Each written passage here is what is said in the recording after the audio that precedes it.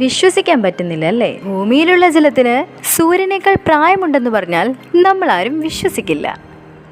ബഹിരാകാശ ശാസ്ത്രജ്ഞന്മാർ വാതക രൂപത്തിലുള്ള ജലം ഭൂമിയിൽ നിന്നും 1300 പ്രകാശവർഷം അകലെയുള്ള V883 ഒറിയോണിസ് എന്ന നക്ഷത്രത്തിൽ കണ്ടെത്തിയിട്ടുണ്ട്. വെള്ളത്തെക്കാളും 10% കട്ടി കൂടിയ ഘനജലത്തിൻ്റെ രാസസൂചകങ്ങൾ ഈ നക്ഷത്രത്തിന് ചുറ്റുമുള്ള വാതക വലയത്തിൽ നിന്നും പൊടിയിൽ നിന്നും ലഭിച്ചിരുന്നു.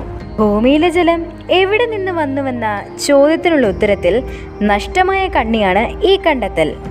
V883 ഒറിയോണിസിന്റെ ഡിസ്കിൽ ഭൂമിയിലുള്ളതിൻ്റെ 1200 ഇരട്ടി ജലമുണ്ടെന്നാണ് കണക്കാക്കപ്പെടുന്നത്.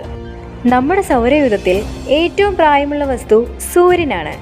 എന്നാൽ കോടിക്കണക്കിന് വർഷങ്ങൾക്ക് മുൻപ് സൂര്യന് മുൻപ് നക്ഷത്രാന്തര ബഹിരാകാശത്ത് ജലം രൂപപ്പെട്ടു എന്ന ആശയത്തിൻ്റെ സ്ഥിരീകരണമാണ് ഈ കണ്ടെത്തൽ.